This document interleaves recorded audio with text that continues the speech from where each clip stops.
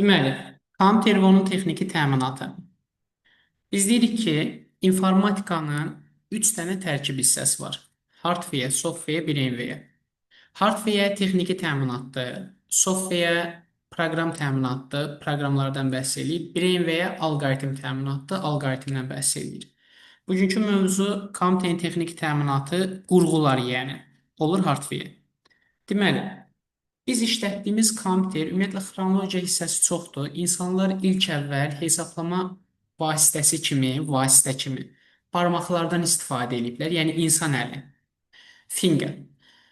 Daha sonra təkmilləşdiriblər, vasitədən keçib alətə, alət kimi hesablama aləti abak olub. A-B-A-K. Abak nədir? Bir növ müasir şotqular. Əvvəllər bəlkə görürsünüz, mağazalarda kalkulyatorun əvəzinə istifadə olunanlar.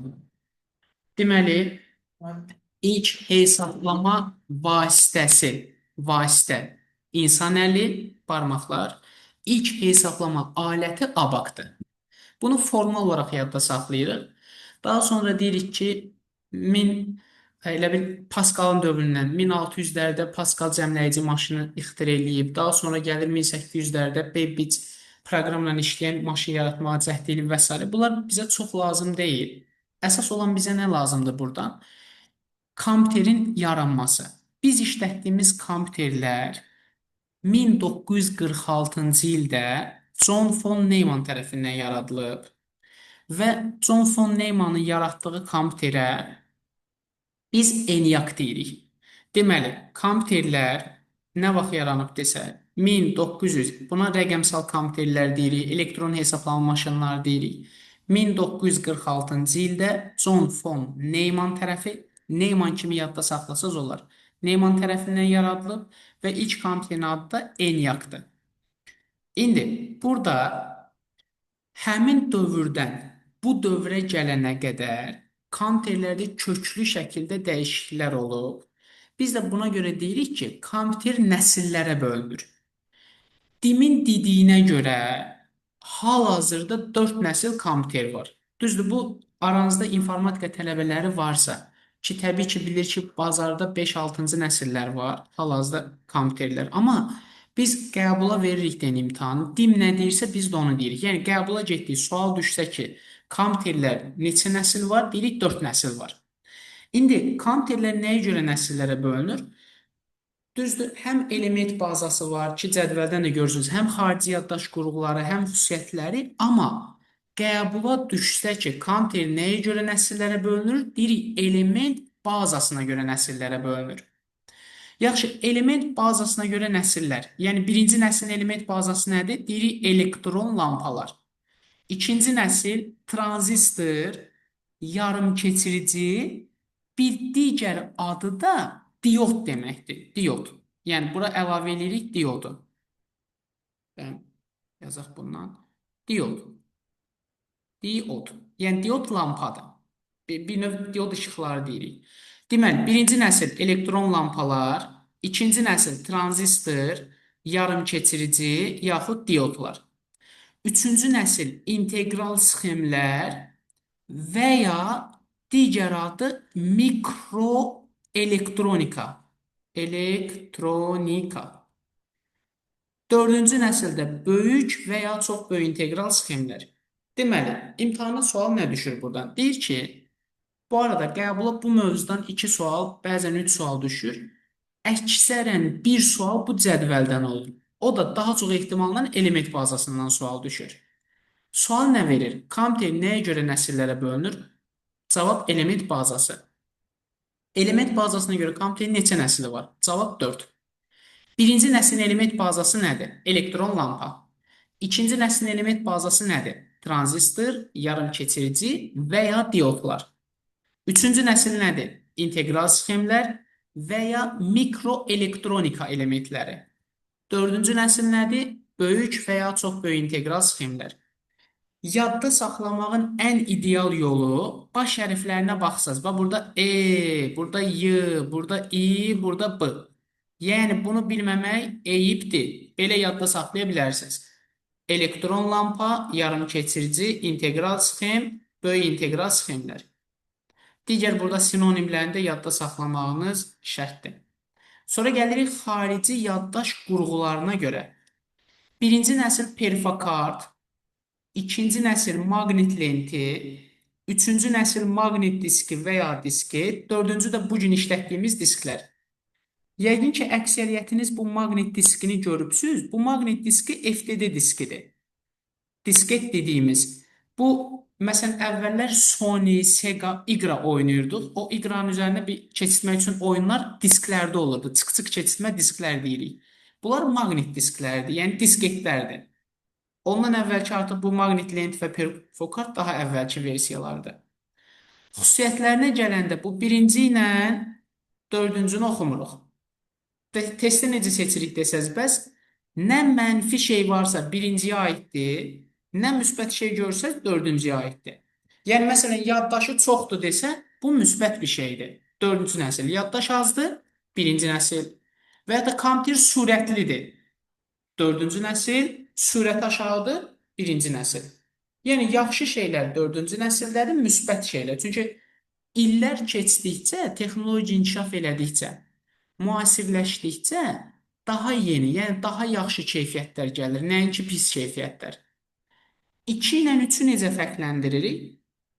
Əzbərləməklə. Mətni informasiyanın emalı və alqoritmik dillərdən istifadə ikinci nəsildir. Burada alqoritmik dillərdən istifadə dedikdə proqramlaşdırma dili başa düşülür. Bunu alqoritm mövzusunda deyəcək ki, elə alqoritmik dil proqramlaşdırma dilidir. Üçüncü nəsilə keçəndə multiproqram rejimi. Multiproqram nədir, gənclər? Bir neçə proqramın eyni anda istifadə oluna bilməsi. Yəni, məsələn, mən kompüterdə, bugünkü kompüterlərdə Word-ü açıb, arxa fonda da musiqi qoya bilərəm. Və yaxud da YouTube açaram bir yerdə, bir tərəfdə Excel açaram, bir tərəfdə nə bilim Word açaram. Eyni anda taskbarda bir neçə proqram aktiv ola bilər. Yəni, kompüter donana qədər nə qədər istəsiniz proqram aça bilərsiniz. Amma köhnə nəsil kompüterlərdə, yəni birinci və ikinci nəsildə multiproqram yox idi deyə. Məsələn, biz fərz eləyək ki, o dövrdə Word var. Word-də işləyirəmsə, Word-u bağlamadan, yəni Word-ə X vermədən başqa bir proqram aça bilmirdik. Buna görə onlarda deyirik ki, tək proqram rejimidir. Amma hal-hazırda bizdə 3-cü nəsildən bu yana multiproqramdır. Sonra aparat proqramın qarşılıqlı əlaqəsi monitordan istifadə və əməliyyat sistemlərindən istifadə. Bunların hamısı olub 3-cü nəsil. Burada bəzən uşaqlarda nə sual yaranır? Deyir ki, monitordan istifadə 3-cü nəsildirsə, bəs bu insanlar 1 ilə 2-ci nəsildə monitor olaraq nəyə baxıblar? Bunu artıq biz internet mövzusunda biraz toxunuruq.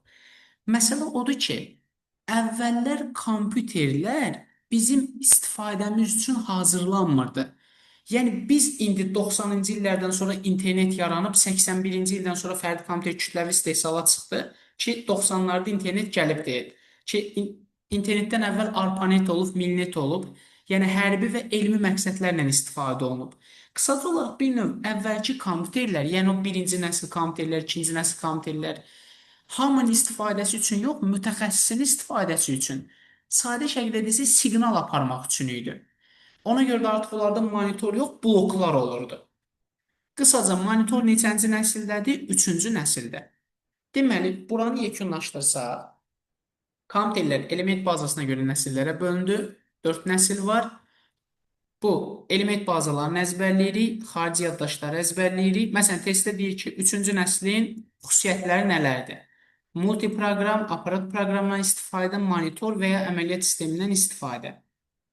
Bunu da yaddan çıxarsa, ipucu hissəsi nədir? Biz deyirik uşaqlara ki, ikinci nəsli əzbərlə.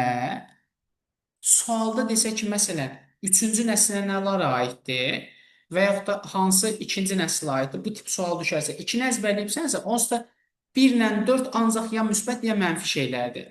2-ni əzbərlədinsə, yerdə qalan verilən ifadə avtomatik 3-cü nəslə aiddir. Belə yadda saxlamaq olar. Ya da əzbərləyirik. Bu belə.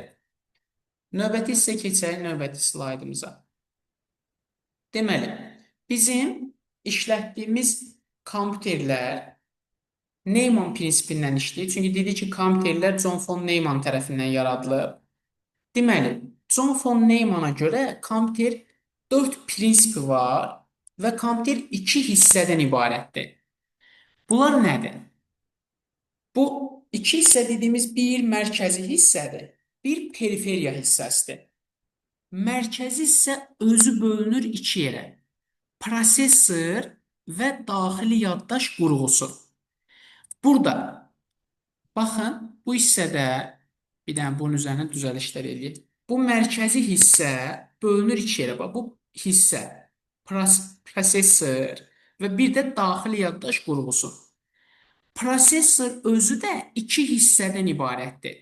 Hesab məntiq qurğusu, bir də idarə etmə qurğusu. Yəni prosesor hesab məntiq əməliyyatlarını yerinə yetirən idarə etmə qurğusudur. Amma testlərdə düşəndə ki, prosesor nə iş görür? Ən çox çıxan cavab emal qurğusudur. Deməli, prosesor nədir desə, emal əməliyyatlarını yerinə yetirən bir qurğudur. Yəni, kompüterin beynidir. Əsas işi görən prosesordur. Gəlirik daxili yaddaşa. Daxili yaddaş özlüyündə bölünür 2 yerə. 1. Əməli yaddaş, buna deyirik RAM. 1. Daimi yaddaş, buna deyirik ROM. Yəni, bu RAM-ın digər adları, bax, bu əslində mötərizədə yazın. Əməli yaddaş deyə bilər, operativ yaddaş deyə bilər, operativ. Bir də müvəqqəti yaddaş deyə bilər, müvəqqəti. Yəni, RAM informasiyanı qısa müddətli yadda saxlayan yaddaşdır. RAM nədir? Məsələn, mən kompüter açdım, PowerPoint-in üzərində işləyirəm, ya da Word-ün üstündə işləyirəm. O işlədiyim müddətdə verilənlər RAM-da saxlanılır. Məsələn, mən kompüterdə Word-də yazı yaza-yaza işıq keçsə, Word-dəki bütün informasiya itir. Elə kompüteri təzədən yandırıram ki, Word yoxdur, tapanmıram. Ya da ekranda hər şey düzdür. Onu Word-ün öz funksiyasına indi onu da ofislərdə deyəcək. Bütün informasiya saxlanılır əslində. Sadəcə mən kompüter açanda ekran bomboş görünür. Gərək gedib Word-ü təzədən açam. Buna görə də deyirik ki, RAM müvəqqəti yaddaşdır. Aktiv proqramları, yəni hal-hazırda işlətdiyim proqramları müvəqqəti saxlayır. Enerjidən asılıdır. ROM daimi yaddaşdır. ROM özü bölünür 2 yerə. 1.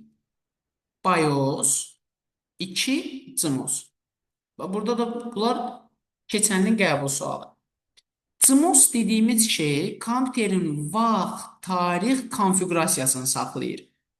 Yəni, kompüterimizin saatını saxlayan CMOS batareykasıdır. BIOS dediyimiz şey də kompüterin ilkin yüklənməsini, qurğuları diaqnostik etmək, yoxlamaq, bunu da işi görən BIOS-dur. Yəni, BIOS-u siz harada görürsünüz? Kompüterin POV düyməsini vurub yandıranda. İlkin ekran BIOS-dur. Elə bir BIOS başlayır fırlanıb Windows-u ekrana yükləməyə. Avtomatik elə bir biz BIOS-a girmək üçün kompüter açanda F1, F2 sürətli şəkildə vuranda BIOS hissəsinə keçmiş olur. Deməli, ilk ekrana gələn BIOS-dur, BIOS. BIOS Windows-u yükləyir ekrana. Sonra biz parol yazıb kompüterə daxil oluq. Yəni, BIOS bu hissədir. Əgər məsələn səhvən kompüter əlindən yerə düşüb sınıbsa, hansısa məsələn batareykada bir xəta var. Kompüterin POV düyməsini vuran kimi kompüter açılmamış ekrana qara bir xəta, yəni bir bildiriş gəlir paneldə. Göy fonunda göstərir ki, məsələn səhv 604 batareyka düzgün işləmir. BIOS budur, diaqnostik eləyir, əməliyyat sistemini ekrana yükləyir. CMOS da vaxt tarix konfiqurasiyanı saxlayır. Bunlar olur daxili yaddaş. Bunlardan başqa əlavə digər yaddaşlarımız da var bizim. Nələrdir? Keş yaddaş var, daxili yaddaşdır bu da. Video yaddaş var, video yaddaş. Flash yaddaş var, flash yaddaş. Sonra bir də bizim bunlardan əlavə deməli keş, registr yaddaşımız var. Registr. Bunlar nədir?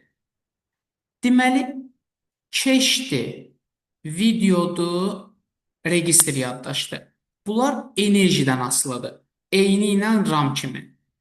Amma ROM-dur, BIOS-dur, CMOS-dur, bir də flash yaddaş bunlar enerjidən asılı deyil. İndi registr yaddaş dediyimiz birinci mövzuda da oxuyubsuz. Prosesorun üzərində oyuqlar olur. Həmin oyuqlarda informasiya emal olunur. Biz də həmin oyuqlara registr yaddaş deyirik. Deməli, registrin işi nədir desə, deyirik emal etmək. Çünki prosesorun oyuğuna deyirik. Prosesorun üzərindəki nöqtələrdir. Keş yaddaş nədir? Deməli, RAM-ın sürətini artırmaq üçün, bax bu RAM-ın sürətini artırmaq üçün biz keş yaddaşdan istifadə edirik. Bunun da iki səviyyəsi var. Level 1, bir də level 2. Level 1 prosesorun üzərindədir. Prosesorun üzərində, üstündə. Level 2 prosesorla RAM arasındadır. Prosesor, belə yazaq. Prosesor, bir də RAM arasında. Deməli, testdə desə keş yaddaş nə üçündür? RAM-ın sürətini artırmaq üçün. Bax, misal üçün sadə belə izah göstərim. Tutaq ki, mən səhər-səhər Instagrama daxil oluram. İlk dəfə klikləyəndə təqribən 2-3 saniyə açılır. Sonra işimi gördüm, çıxdım. Bir də 10 saatdan sonra axşam Instagrama girmək istəyirəm. Səhər bir dəfə açmışam deyə o keşə düşüb. Axşam açanda artıq yarım saniyəcə açılır. Niyə? Çünki keş özündə onu saxlayır. Deməli, keşin işi nə oldu? RAM-ın sürətini artırmaq. Yəni, proqramın sürətli açılmasını təmin eləmək. Bu da keşdir. Video yaddaş nədir? Video, bu hal-hazırda ekranda göstərilənləri bizə göstərilməsini təmin edən yaddaşdır. Yəni, video yaddaş görüntünü ötürür bizə. Görüntünü ekranda, yəni monitor ötürür də, video yaddaşda məlumatın monitora ötürülməsinə cavabdehdir. Bu da video yaddaş. Niyə enerjidən asılıdır? Çünki kompüterimiz sönsə ya da baterika çıxsa, ekranda heç bir şey görmərik. Yəni, video yaddaş ekrana piksellər göndərməz, məlumatı göndərə bilməz. Gəlirik flash yaddaşa. Flash yaddaş burada RAM-la əlaqəli yaddaşdır. Yəni, flash yaddaş RAM üzərində dəyişikliklər aparmaq üçün, yenidən yükləmək üçün və s. Bununla bağlı olan bir yaddaş qurğumuzdur. Bircə saniyə nə yazıblar?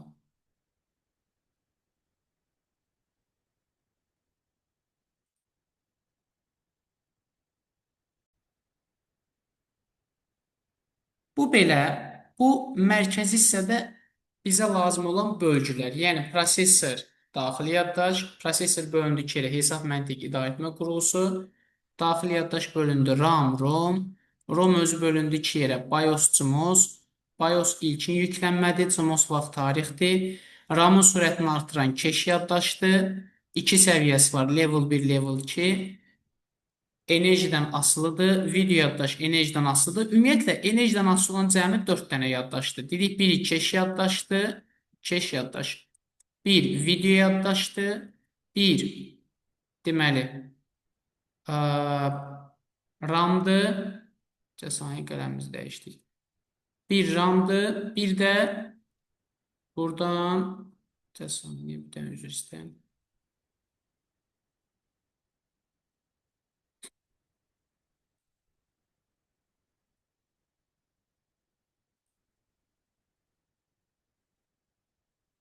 Bəli, bir RAM-dır. Bir də registr yaddaşımızdır. Bunlar RAM, bir də registr yaddaş. Bəli, silinən qələm götürüb yazaq. Bir də registr yaddaşımız. RAM, registr. Belə. İndi, bir uşaqlar, burada arxitektura ilə strukturanın ən əsas fərqi. Testdə soruşarsan. Arxitektura dediyimiz ümumi qaydalardır. Struktura dediyimiz konkret tərkib hissəsi arasındakı əlaqədir. Məsələn, birinci mövzuda oxuduğunuz şeydən bir misal göstərim. Mövzuda nədir? Deyir ki, prosesordan RAM-a birbaşa keçid var, əməliyyatdaşa. Şinlə əlaqələndirilir. Şin dediyimiz naqildir. Həmin şinində iki növ var. Ünvan şini var, bir də verilənlər şini var. Deməli, prosesordan RAM-a birbaşa keçid var. Şinlə əlaqələndirilir. Şinin iki növü var. Ünvan verilənlər. Burada bax struktur dediyimiz budur. Prosesordan RAM-a keçid var. Yəni sırf konkret iki dənə qurğu verib. Yəni konkret tərkib hissəsi arasında əlaqədir. Amma arxitektura bir nəzəriyyə deməkdir. Yəni məsələn mən deyirəm ki, kompüterin daxilində siqnallar ötürən naqillər yığınına şin deyilir. Artıq mən şinin tərifini verdim, amma demədim hansı qurğular arasındadır.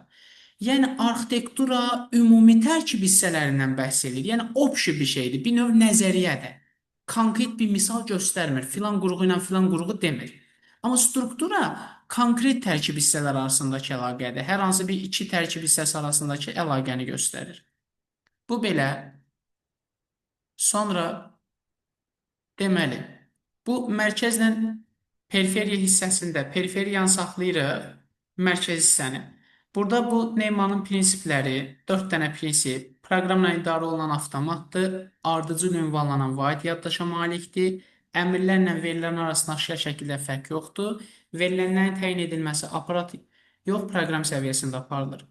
Bu da düşünürəm ki, sadə bir şeydir. Baxın, kompüter proqramla işləyir, belə yadda saxlayın. Bu hamının bildiyi bir şey. Burada kompüter əmrdir, veriləndir, heç bir şey tanımır. Çünki biz demişdik ki, kompüter 0-1-lərlə işləyən, yəni sadəcə enerjinin olub olmamasına başa düşür. Yəni yazdığım adımı, B-dimi, əslində bunu, çünki insan deyil də bunu algılayaq ki, bu adı B-dir. Sadəcə A yazanda A-nın kodlarını ötürür, B yazanda B-nin kodlarını ötürür. Bu şəkildə ardıcıl ünvanlanan vahid yaddaş dediyimizdə, məsələn, mən A-nı yazıram, əvvəl A-nın kodları gedir, B-ni yazıram, sonra B-nin kodları gedir. Yəni, məsələn, mən alma yazanda bu tərsinə yazmır bunu. Mən yazdığım ardıcıllıqla verir məlumatları. Çünki ardıcıl şəkildə emal olunur verilənlər. Axırıncı yazılan da verilənlərin təyin edilməsi aparat yox proqram. Yəni mənim məlumatlarımı proqram vasitəsilə ekrana çıxarırıq. Aparat yox. Yəni tanıyan qurğu deyil, proqramdır. Bu da aydın məsələdir. Bir cihaz bunu tanımaz. İçərisindəki proqramlardır göstərən. Belə yadda saxlaya bilərsiniz. Ən çox da testdə burada bu dördüncü punktu dəyişib verir. Yazır ki, verilənlərin təyin olunması proqram yox, aparat səviyyəsində aparılır. Yəni Neymana görə hansı yanlışdır? Belə bir şey soruşur. Sonra gəlir bu prosesor dediyimiz emal qurğusu, ən əsas hissəsi bu. Buradan yadda saxlayırsınız.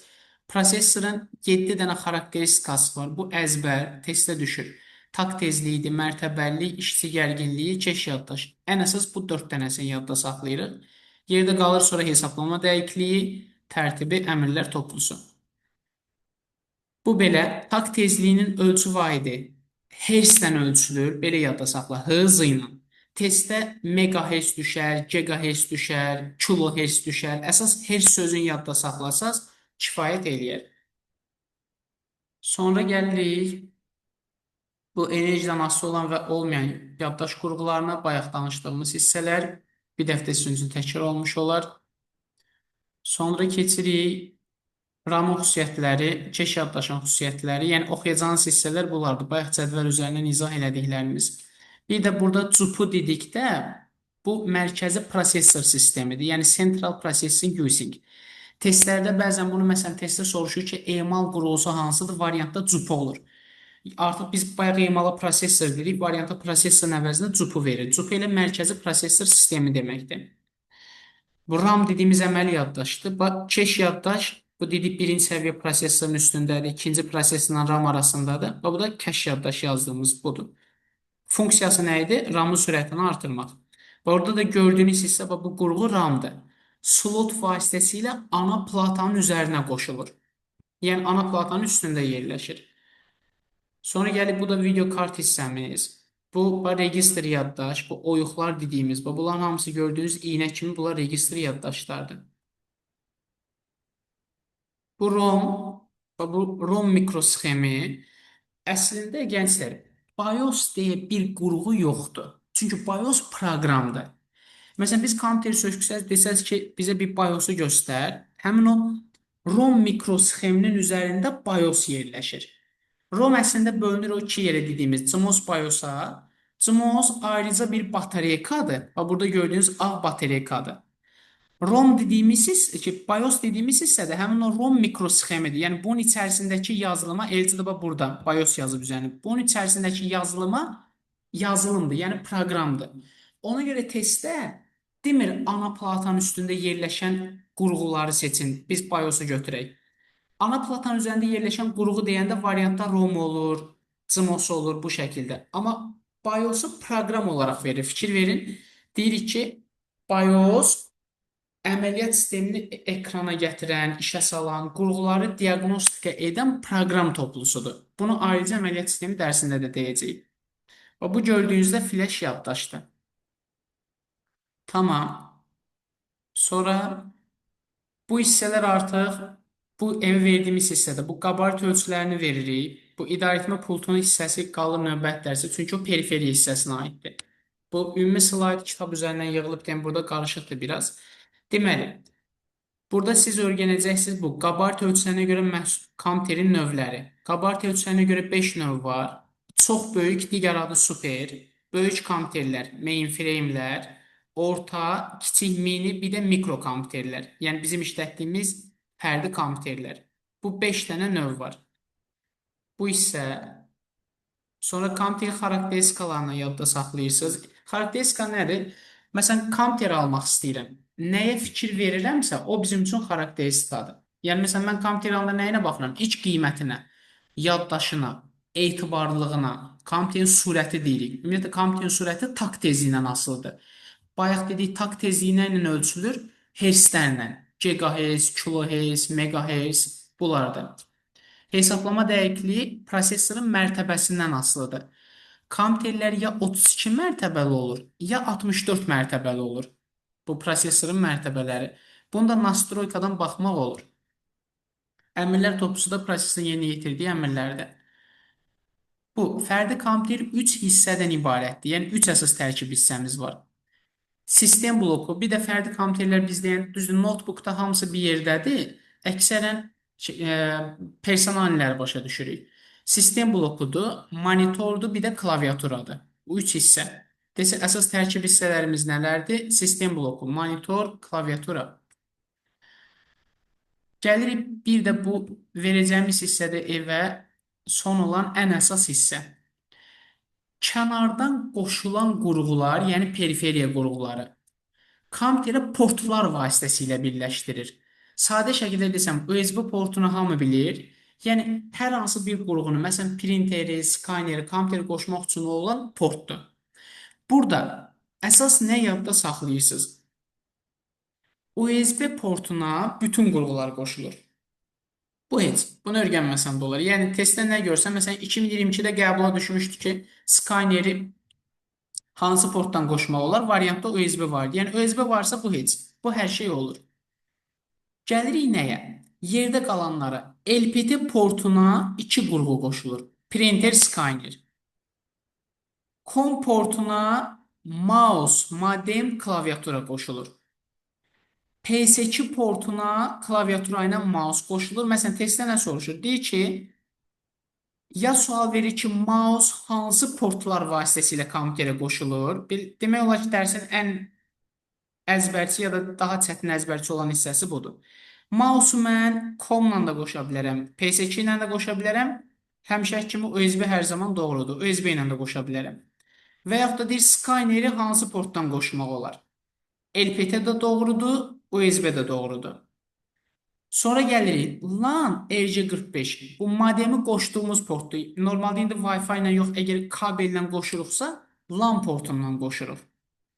VGA ilə HDMI-yə gələndə, bu gördüyünüz VGA-dır şəkildə. Bu HDMI-dir, adını yazıb. Biraz USB-yə bənzəyir. VGA hər ikisi proyektor ya da monitor qoşmaq üçün, yəni görüntü ötürən qurğuları qoşmaq üçündür. VGA yalnız görüntü ötürür, yəni səs ötürmür, ancaq görüntüdür. HDMI-də həm səs ötürür, həm görüntü. Bu səs ötürür nə deməkdir? Proyektorun üzərində kolonka olur, yəni akustik sistemlər. Əgər HDMI ilə qoşuramsa, səs proyektordan çıxır, həm də görüntü çıxır. Yox, əgər VGA ilə qoşuramsa, təkcə görüntünü göstərir proyektor. Bu deməkdir. Burada olan LAN dediyimiz port budur. LAN portu. Yəni RJ45 modemi qoşduğumuz port. Bu hissə. Məsələn, bu DVI portudur. Yuxarıda heç yazılmayıb. Bu da görüntü ötürmək üçün istifadə olunur.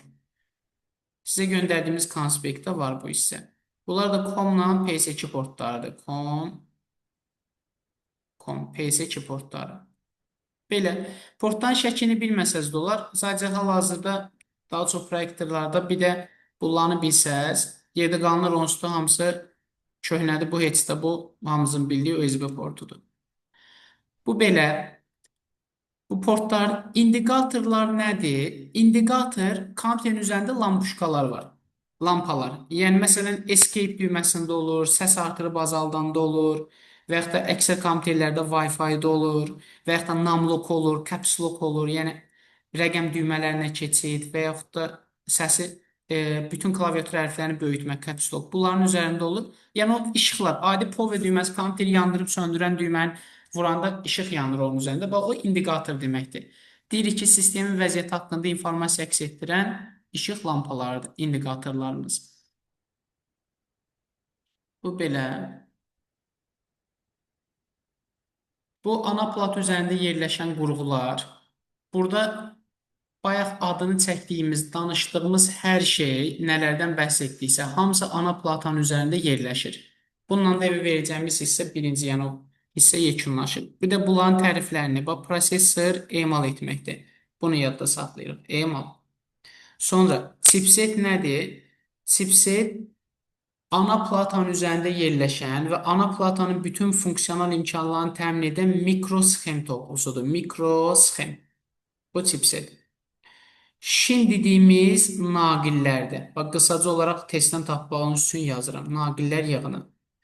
Kontroller, bir də uşaqlar, bunun driver hissəsi var. Driver düz ana platanın üzərində deyil, driver bir proqramdır. İkisinin də tərifi eynidir.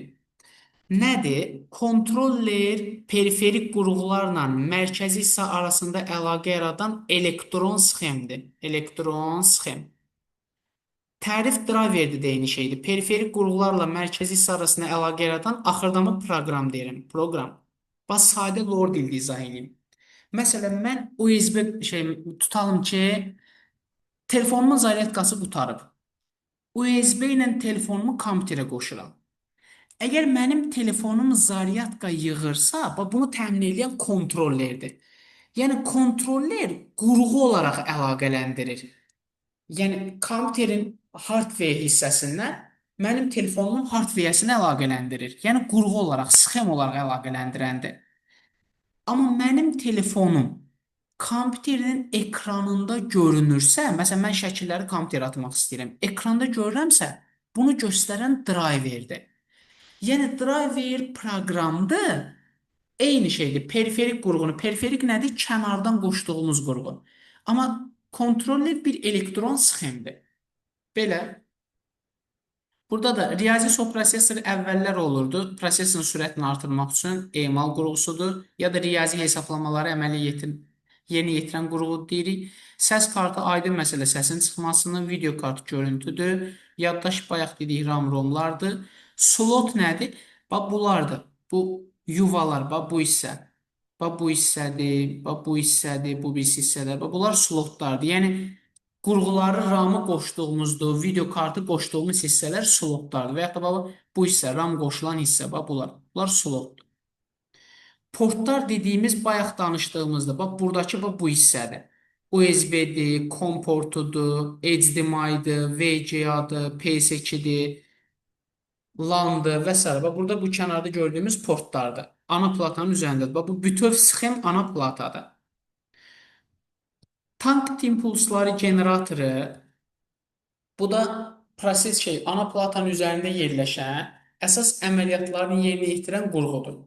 Şəbəkə kartı kompüteri lokal şəbəkəyə qoşmaq üçün istifadə olunan şəbəkə adapteridir. Onun içəridə yerləşən hissəsinə də şəbəkə kartı deyirik.